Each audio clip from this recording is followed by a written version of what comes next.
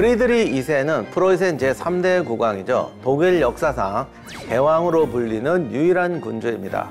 예술과 학문을 사랑하고 정의롭고 계몽적인 통치를 꿈꾸는 왕자래. 그런데 군복을 혐오하던 이 문학소년이 선전포고도 없이 전격적으로 오스트리아를 침공합니다.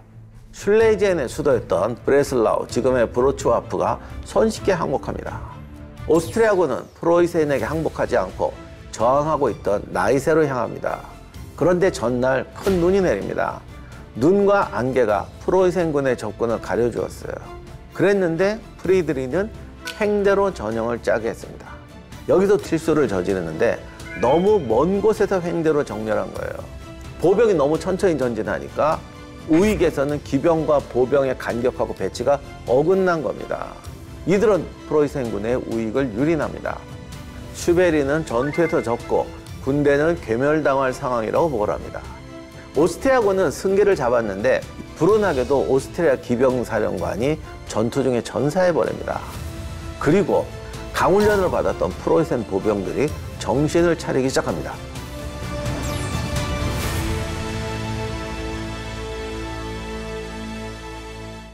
이게 당시 전쟁에서 보지 못한, 저 정도 맞았으면 KO 돼야 되는데 워낙 훈련을 많이 해서 정신을 차리고 일어난 거죠. 프로이센 보병 대우가 버티고 오스트리아 보병은 구경만 하고 여기를 공격하던 기병이 돈자되기 시작합니다. 그러니까 슈베린이 보니까 이게 웬일이야 될 것 같은 거죠. 그래서 전진하라고 그래요. 그때 한 장교가 이거 퇴각하는 줄 알고 이동하려니까 어디로 퇴각하냐고 묻습니다. 그러자 슈베린이 적의 본대를 지나 퇴각한다 라고 유머스럽게 받아쳤다고 해요. 근데 이게 전쟁에서 가끔 있는 일인데 유명한 말이죠. 이 당시 프로이센은 전 유럽에서 사격 속도가 제일 빠른 군대였어요. 얘들이 다가와서 바바방 하고 총을 쏴대기 시작하니까 오스트리아군이 놀라서 도주해버립니다. 결국 이긴 건 아니지만 지지도 않고 판정승 정도로 끝납니다. 근데 중요한 게 프리드리히는 도망쳤다는 거죠. 저기 도망갔다가 이겼다는 얘기를 듣습니다. 아니 이게 패했으면은 병사들도 사령관이 먼저 피해야지 그럴 텐데 자기들이 이겼는데 신참하고 도망갔으니 이게 무슨 창피냐고. 프리드리히는 이거를 정말 평생의 수치로 알아가지고 다시는 병사들을 두고 후퇴하지 않겠노라고 결심했다고 합니다. 그리고 이 말을 지켜내요. 하여간 프리드리히는 이 전투를 두고 몰비츠는 나의 학교라는 말을 남겼습니다. 나는 다시는 부하들을 두고 도망가지 않겠다는 것만이 아니라 여기서 엄청나게 많은 걸 배워요. 자기가 알고 있는 지식과 실전이 뭐가 다른지. 이게 만약에 지형이 이렇다면 이런 식으로 해야겠구나.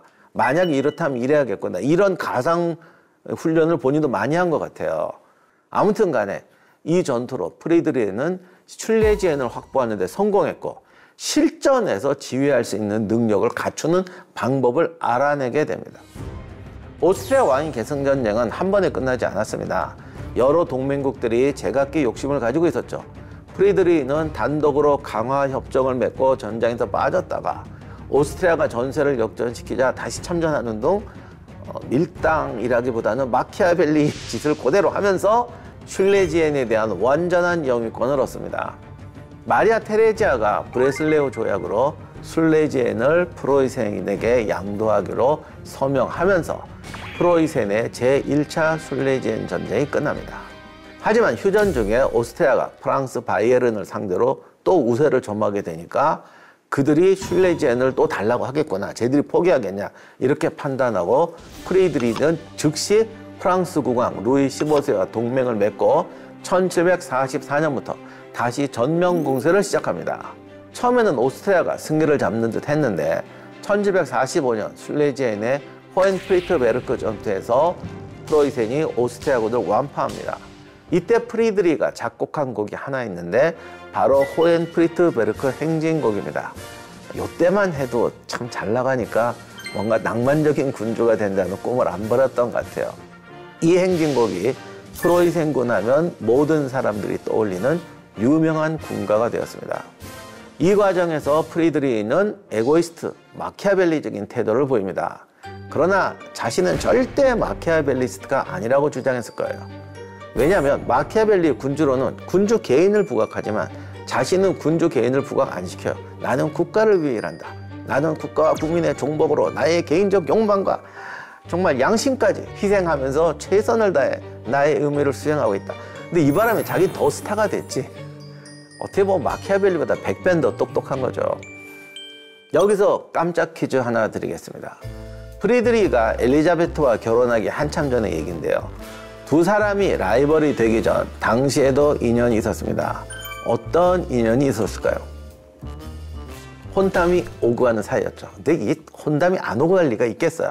아버지 비렐름이 프리드리히의 결혼 상대를 고를 때 프리드리히는 아버지의 학대를 견디지 못하고 마리아 테레지아에게 청혼합니다.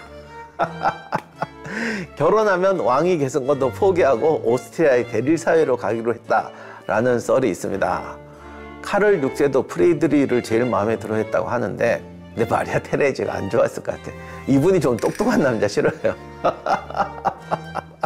아무튼 뭐 진짜 결혼을 하려고 했던 건지 어떻게 생각했는지는 모르겠지만 슐레지엔을 두고 싸우면서 라이벌이 된 것은 역사적 사실입니다. 이후 마리아 테레지아는 여기서 그치지 않고 프리드리히 2세를 향한 복수의 칼날을 갈며 대대적인 군비의 증강을 시도합니다. 두 사람의 진짜 전쟁은 이제부터 시작됩니다.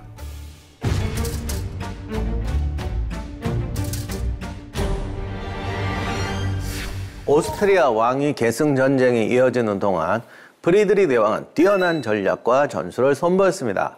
하지만 이 전쟁으로 더 유명해진 건 그 자신보다 프로이센 자체였어요. 유럽의 변방으로 여겨졌던 나라가 이제는 의심할 여지가 없는 유럽이 강국이 된 겁니다. 그러나 프로이센의 평화는 오래 지속되지 않았습니다. 오스트리아 여제 마리아 테레지아는 절대 만만한 여성이 아니었어요.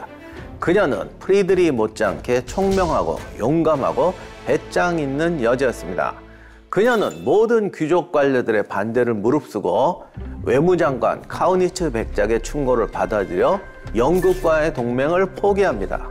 그리고 오랜 숙적이었던 프랑스, 강하지만 통제가 어려운 러시아와 동맹을 맺습니다. 이거는 우리나라가 뭐 일본하고 동맹을 맺었다 수준이에요, 정말로.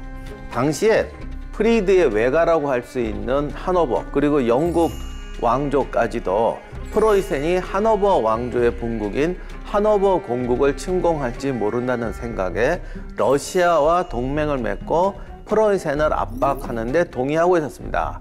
왜냐하면 이게 하노버는 공식적으로 독일 영토였고 신성 로마 제국 황제가 관할하는 제후령이 하나였지만 영국 왕이 통치하는 영국 왕 개인 소유의 영토기도 했죠. 영국은 하노버를 지키기 위해 프리드리히를 압박했고 전통적인 프로이센과의 동맹 자체도 멀리합니다. 놀란 프리드리히는 영국을 회유하기 위해서 프랑스가 하노버를 공격할 경우에 영국과 공동으로 대응하겠다는 협정을 맺습니다. 이 소식에 프랑스는 분노하게 되죠. 이쯤에 마리아 테레지아는 프랑스와 방위 동맹을 맺습니다. 16세기부터 유럽에서의 전쟁은 오스트리아와 프랑스의 대결이었거든요. 이 몇백 년의 수건을 한 방에 끊어버린 겁니다. 여기서 또 하나 사건이 생기는데 프로이센이 영국하고 협정을 맺으면서 러시아 위협을 완화하기 위해서 영국이 그 전에 러시아하고 맺으면서 보조금 지급한 게 있어요. 그 지원권을 끊습니다.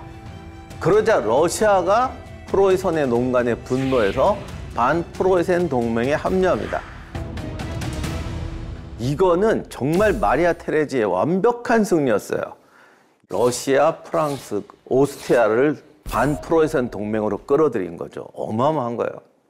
지금 우크라이나 전쟁도 있지만 만약에 지금 프랑스나 독일이 러시아 편든다고 생각해 보십시오. 이거는 우크라이나가 날아가는 게 아니라 유럽 절반 3분의 2가 날아갈 수도 있는 엄청난 동맹입니다.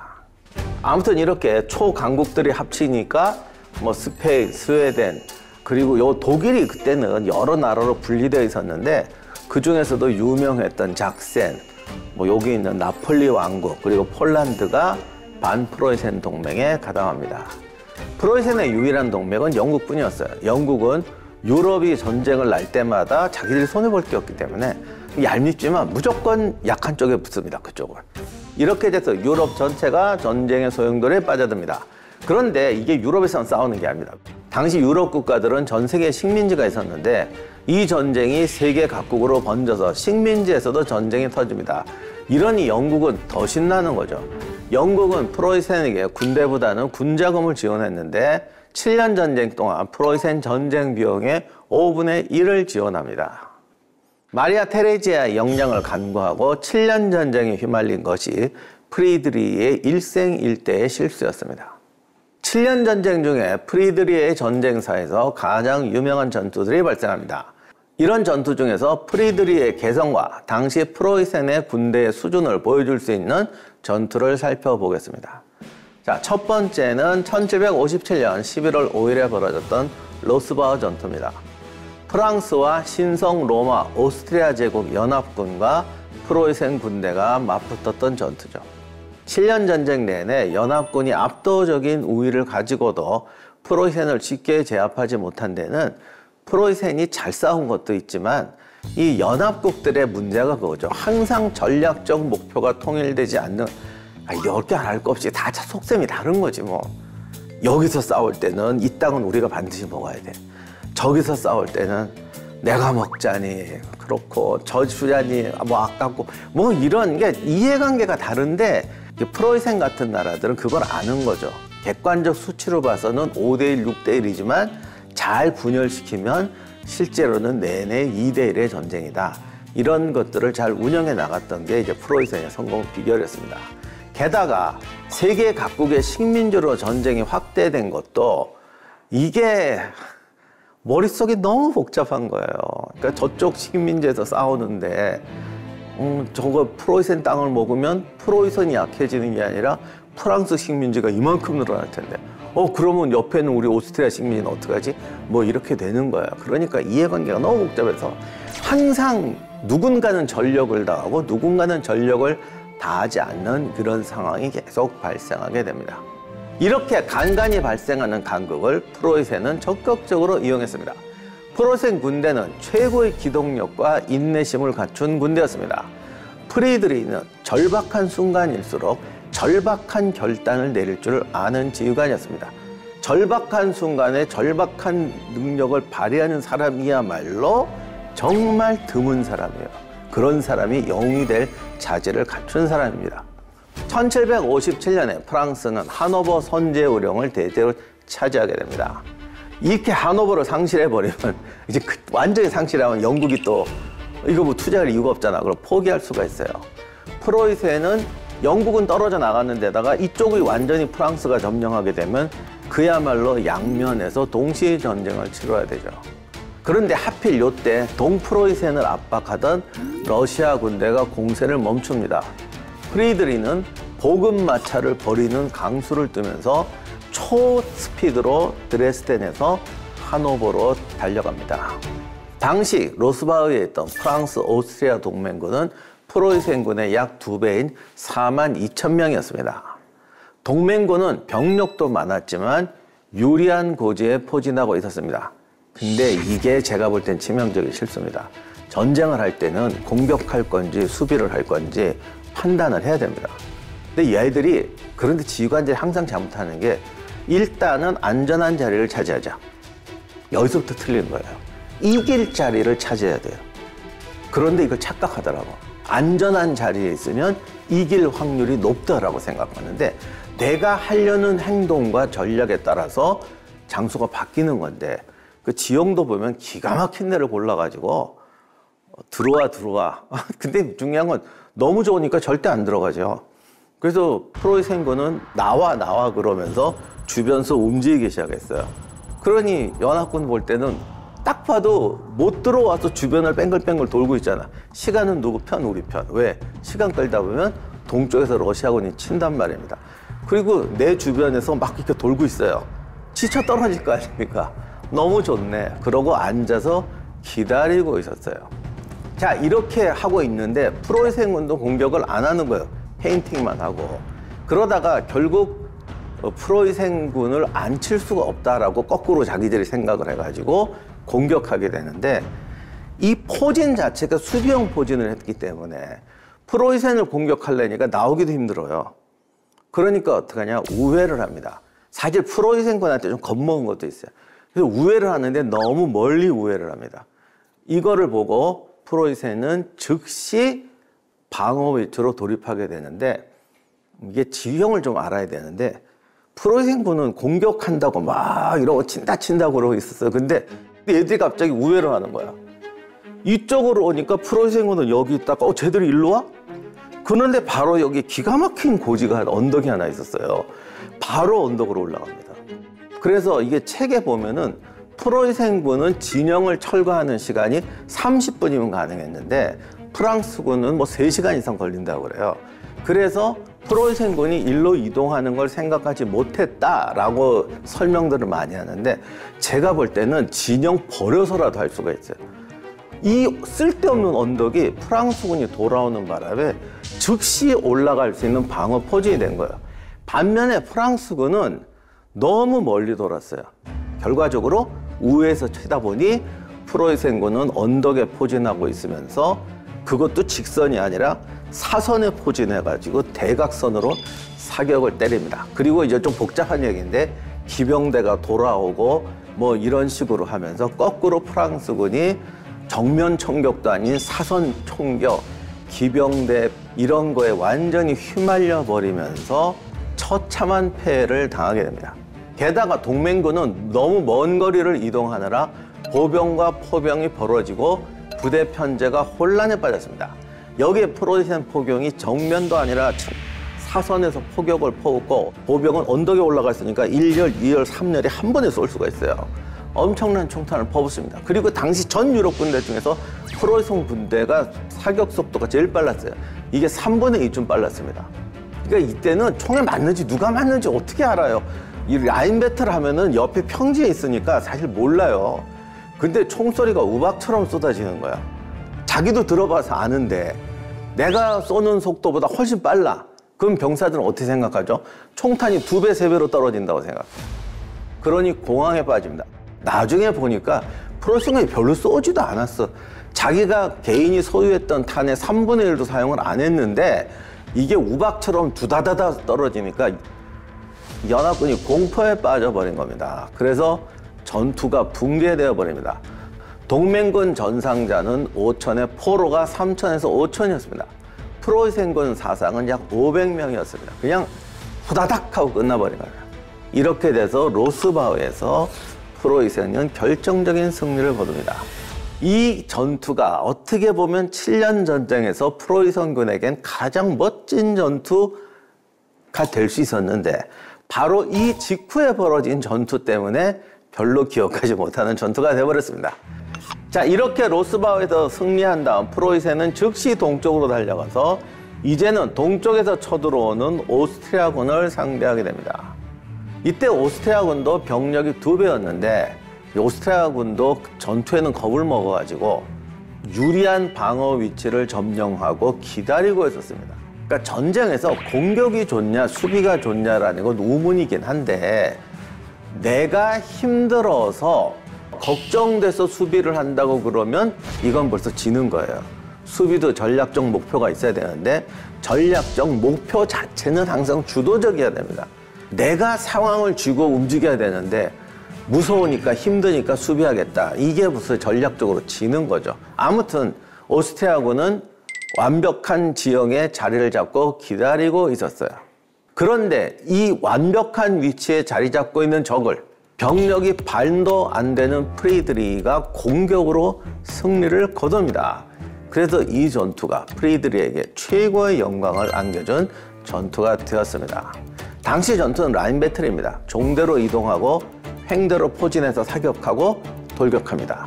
근데 이게 장비까지 옮기면서 전투 배치를 바꿔야 되는 거거든요. 이거를 세상에서 제일 잘하는 게 또 프로이센 군대였어요.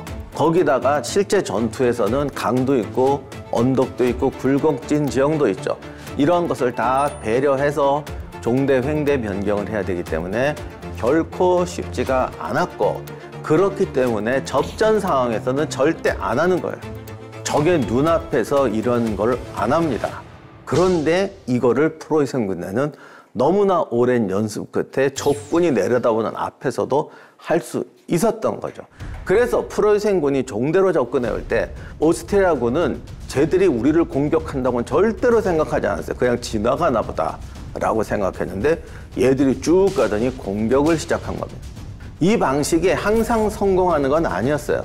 프리드리히도 신이 아니고 전장의 지형은 변화무쌍합니다. 당시에는 드론도 없고 지도도 부실해서 누구도 지형을 완벽하게 알지 못했습니다. 가끔 프리드리히는 프로이센군의 능력에 대한 자신감이 지나쳐가지고 너무 넓은 거리를 이동하거나 너무 넓게 포진해서 타이밍을 놓치거나 이거보다 더 나쁜 게 전투를 복잡하게 만들어요. 따라서 상대가 유인에 걸려들지 않고 유리한 지형에 특히 넓게 포진해 있을 때 자신감이 지나친 프로이센군이 이동해 주는 피로를 무릅쓰고 공격을 감행하다가 큰 손실을 보는 경우도 있었습니다.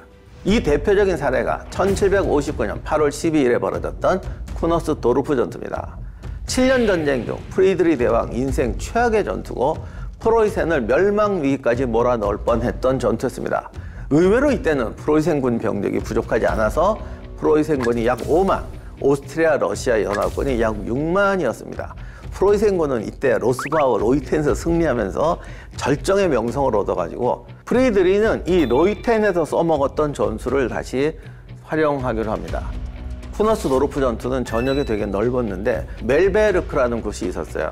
그곳에 일부 병력을 보내서 적의 우익을 공격하는 신용을 합니다. 로이텐에서도 그렇게 해서 우익에서 밀어붙여갖고 이겼거든요.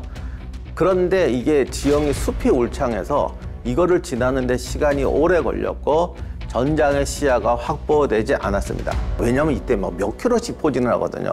좌익에 도착한 게 아니라 정면에 도착해버려요. 러시아군은 습지와 계곡, 언덕 등 지형을 이용해서 요새화된 진영을 구축하고 기다리고 있었습니다. 프로이센군은 진군하는데 공간이 부족해서 어려움에 직면하게 되죠. 프로이센군은 이럴 때 응용력은 좋아요. 분견대를 이용한 기습, 그 다음에 주력군의 좌측 측면 이동으로 공세를 시작합니다. 이건 당시 전쟁에서 정말 대단한 거예요. 이 순발력은.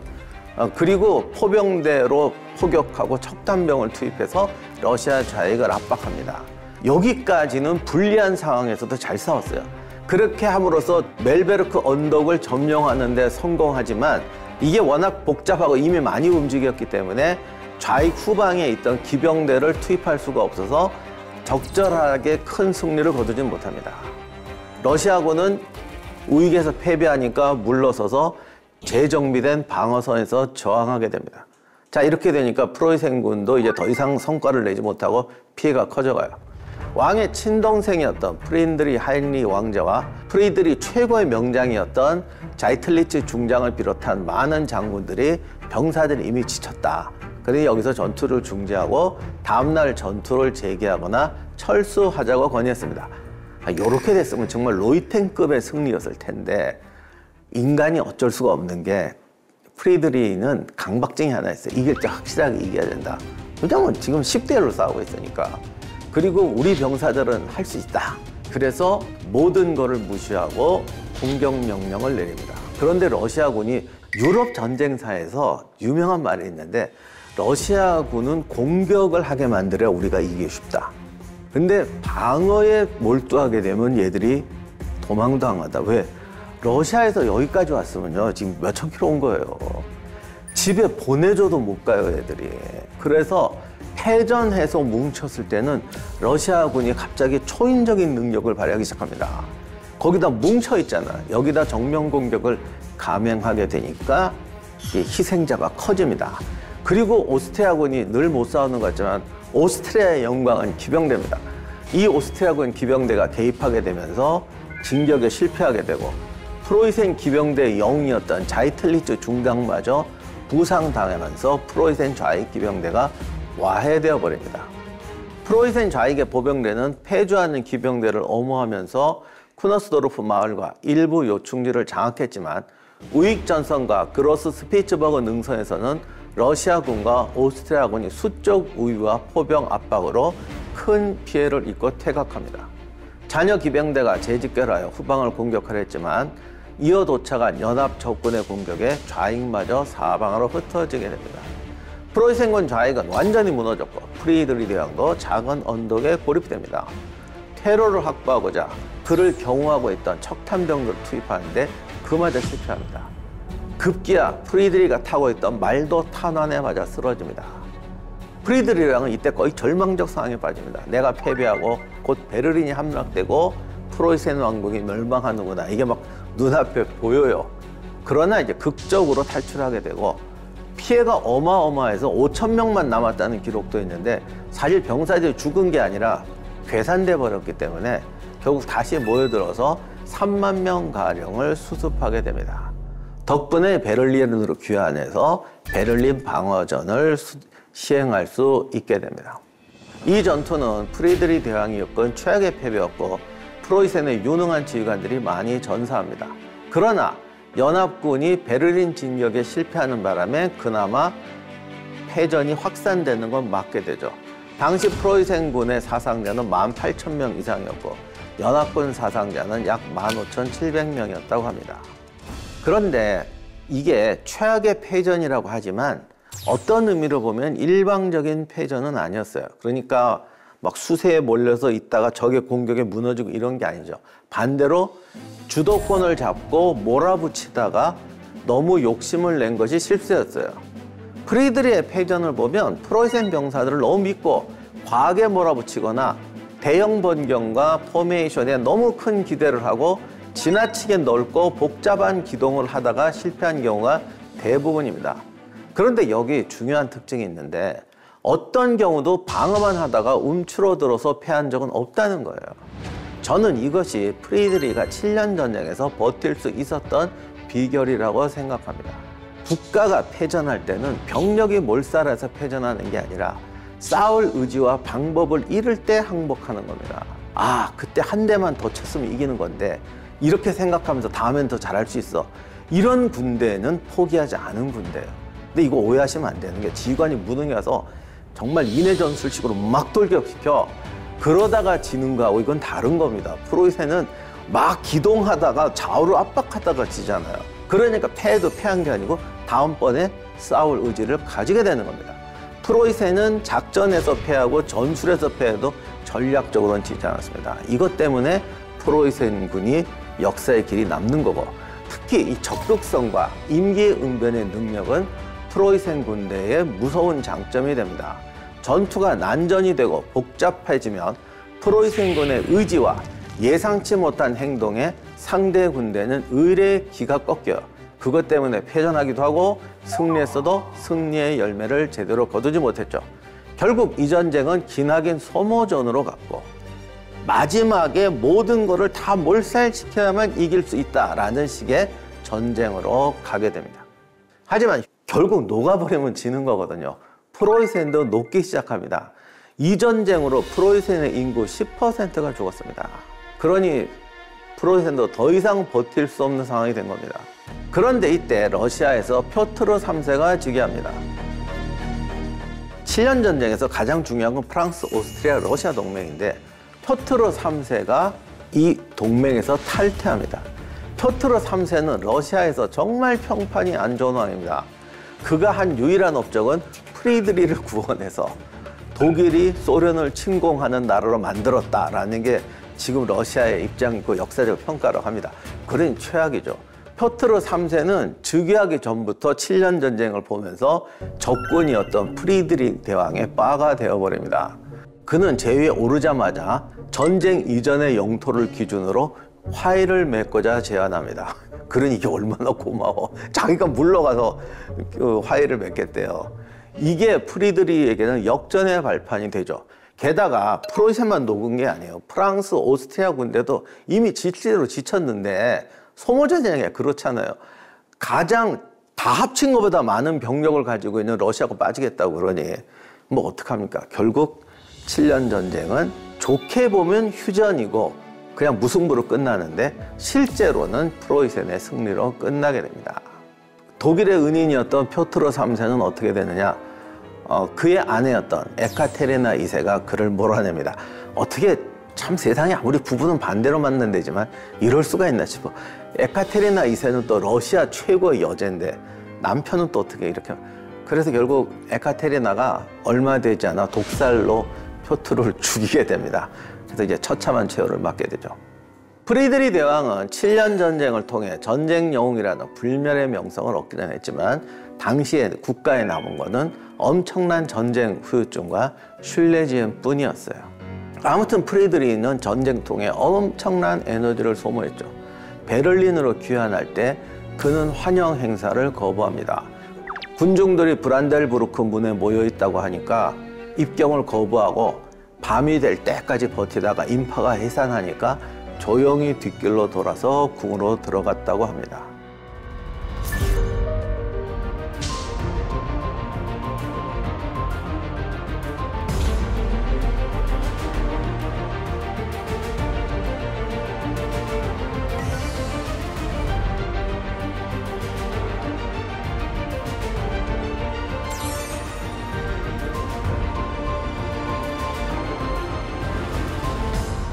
그가 진정으로 바랐던 국가개조, 행정 시스템의 확립은 전쟁으로 인해서 상당 기간 연기되었습니다.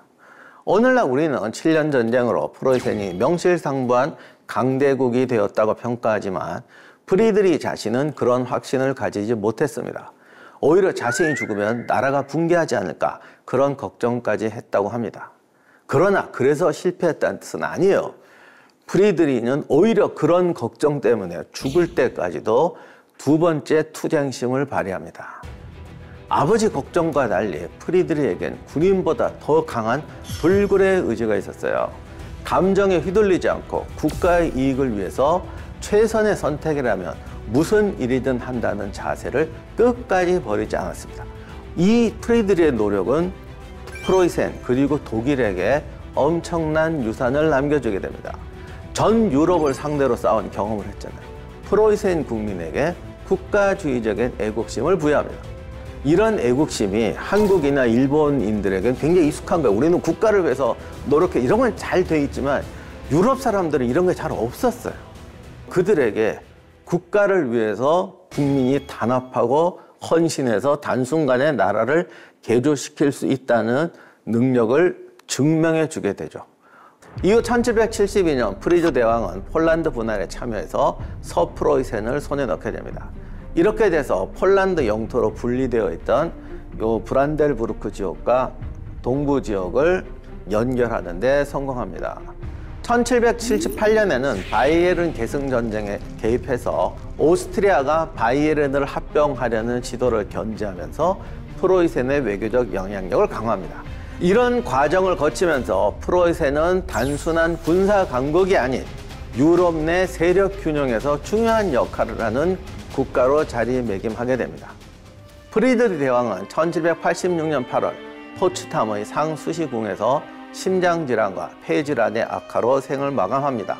보시는 사진은 대왕의 즉위 전인 1739년과 사망했던 1786년의 프로이센의 영토의 변화입니다. 그 손길이 닿은 땅은 국경선을 넘어 끝없이 확장되었습니다. 이 지도 위의 변화는 대왕이 세운 제국의 위상을 증명하고 있습니다. 7년이라는 긴 전쟁 중에 프리드리 대왕이 가장 후회되는 일은 무엇이었을까요? 7년 전쟁 동안 많은 실수를 했지만 쿠너스도르프 전투만큼 내 판단과 고집이 나라를 벼랑 끝으로 몰고 간 적은 없었어. 나는 오만했고 적을 과소평가했으며 장군들의 충고도 무시했어. 그것이야말로 내가 평생 가장 후회하는 결정이었어. 그날 밤 나는 편지에 이렇게 썼어. 모든 것이 끝났다. 나는 이 전쟁에서 살아남지 못할 것이다.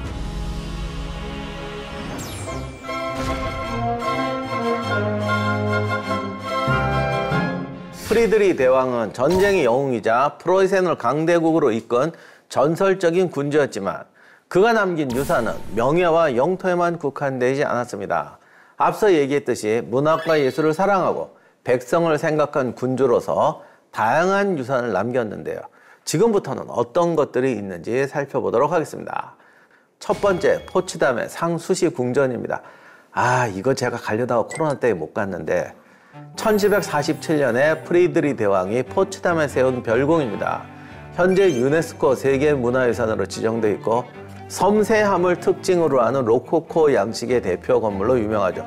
로코코 양식은 18세기 프랑스에서 생겨난 예술 양식으로 화려한 색채와 섬세한 장식이 특징이라고 해요. 아무튼 여기에는 프리드리히의 개인적 취향이 상당히 반영됐는데 이 방식을 두고 프리드리히안 로코코 양식이라고 부르기도 한다고 합니다. 내부에는 침실과 도서실, 갤러리와 접견실 등이 있습니다. 궁전에는 대리석 홀이 있는데 이곳이 상수시 궁전의 심장부나 다름없는 곳이라고 하죠. 이곳에도 프리드리히는 정치가, 예술가, 음악가, 문인들을 초대해서 만찬을 즐겼고 제가 알기로는 여기서 연주도 했던 걸로 알고 있어요. 그리고 볼테르를 초대해서 지낸 적도 있다고 합니다. 프리드리히는 반려견을 많이 키웠는데 죽을 때도 유언으로 자신을 상수시 궁전들의 충견들 곁에 묻어달라고 할 정도였습니다.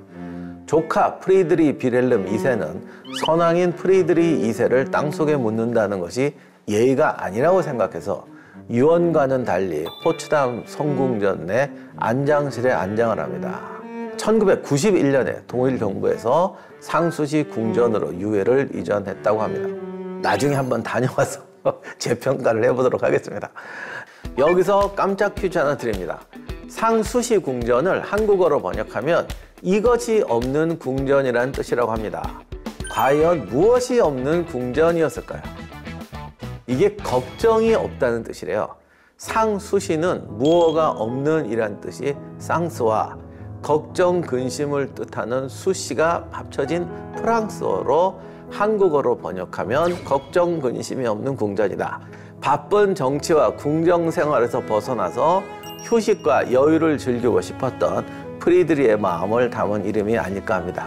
어떻게 보면 본인이 생각했던 왕이 저런 왕이었는데 왕으로 즉위하고 보니까 프로이센 앞에 있는 길은 전쟁밖에 없는 거죠. 두 번째는 베를린 왕립 오페라입니다. 원래 독일에서 오페라는 발전이 늦었죠. 그런데 프리드리히 대왕이 즉위 후에 1742년에 왕립 오페라 하우스를 짓고 이탈리아 오페라만을 독점적으로 상연하는 주요 공연장으로 자리 잡았어요. 이것도 보시면 아까 말씀드린 대로 외국 거를 받아 쓴다. 우리 거로 만든다. 이게 진짜 독일의 정신이에요. 성 헤드비지스 대성당이 있습니다. 프리드리히 대왕이 베를린에 있는 카톨릭 이민자들을 위해서 세운 프로이센 왕국 최초의 카톨릭 성당입니다. 이것도 왜 중요하냐면 위그너만 받은 게 아니에요. 카톨릭도 받았거든요. 당시 개신교 국가가 카톨릭 받는다고 난리가 나는데 유명한 말을 하잖아요. 이슬람 애들이 오면 이슬람 사원도 지어주겠다. 이 독일이야말로 이런 바탕에서 섰어요. 그의 종교적 관용 정책을 엿볼 수 있는 것이죠. 네 번째입니다. 감자를 식량으로 보급한 감자대왕. 18세기 프로이센은 농업 생산성이 낮아서 기근이 잦았습니다. 감자가 독이 있잖아요. 그래서 어느 나라 처음에는 감자를 잘 안 먹어요. 근데 낯설기도 하고. 프리드리히 대왕은 자신의 수라상에 매일 감자로 만든 요리를 필수로 올리게 하고 감자밭을 지키는 경비병을 배치해서 국민들에게 감자가 귀중한 작물이라는 인식을 심어줍니다. 아니 왕이 먹는 거래잖아. 왕을 쫓아낸 사람들도 왕이 먹는 거도 먹어요. 참 이상해. 결국 농민들이 몰래 감자를 훔쳐가서 심게 됩니다. 이것도 작전이었던 것 같아. 그래서 애지중지 키워서 감자 먹는 독일인이 됩니다. 이로 인해서 감자가 점점 퍼져나가면서 기근 예방과 식량 안정에 기여하게 되죠. 한때는 독일 하면 감자였어요. 프리드리히 대왕은 감자 보급의 공로로 감자 대왕이라는 애칭을 얻었고 현재도 그의 무덤에 감자를 두고 오는 사람들이 많다고 합니다. 이거는 딴 데서 한 번도 한 적이 없는 얘기입니다. 프리드리히 대왕의 유산에 대해서 찾아보다가 재밌는 이야기를 하나 발견했습니다. 현대인에게는 없어서는 안 될 이 음료에 관한 이야기입니다. 저한테도 없어서는 안 될 음료입니다. 바로 커피예요.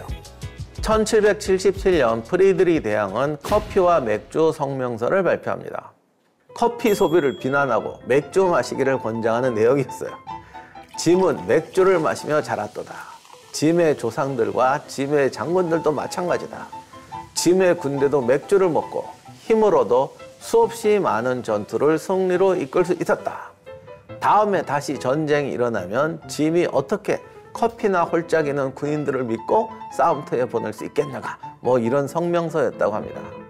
그런데 이거 괜히 발표한 게 아니고 정치적인 이유가 있었는데 프로이센은 아프리카나 동남아에 식민지가 없어서 커피를 수입해야 했습니다. 근데 이 돈이 만만치 않았던 거예요. 커피에 국부가 너무 빠져나간다는 정치적 재정적 판단이 커피 금지령의 배경이었다고 생각합니다. 동시에 그 맥주업자들을 보호해줘야 되는 것도 컸겠죠. 이렇게 성명서를 발표하고 수입 커피를 국가가 독점으로 매입합니다. 그리고 귀족이나 성직자, 고위관리 등 소수 개인에게만 커피 로스팅 면허를 줬어요. 결국 커피 판매 면허는 일종의 특권이 되고 평민들은 커피를 거래할 수 없게 됩니다. 하지만 국민들이 이미 커피의 맛을 들였기 때문에 불법 로스팅의 무면허 거래 등의 문제가 발생하게 되죠. 이때 생긴 새로운 직업이 있는데 바로 커피 스니퍼라는 거예요. 스니퍼라는 게 이제 냄새 맡는 사람, 냄새 탐지기라는 뜻인데 국가의 허가를 받지 않고 로스팅, 커피 거래하는 걸 단속하기 위해서 커피 냄새를 찾아다녔던 데서 붙은 이름이라고 합니다. 그런데 하다 보니까 국가가 커피 사업 독점을 통해서 벌어들이는 수입보다 불법 커피 유통을 막기 위해 쓰는 지출이 더 많은 거예요. 이게 이제 수많은 그 국가 독점 제도의 폐해 중에 하나입니다. 결국 이 직업은 사라지게 돼요. 절대 군주도 국민들의 커피 사랑을 막을 수는 없었던 것이죠. 결국 1786년 프리드리 대왕의 사망과 함께 커피에 부과했던 높은 세금은 낮춰졌고 로스팅한 커피만 유통을 허용하는 법령도 철폐되었습니다. 참 이게 남의 나라 얘기가 아닙니다.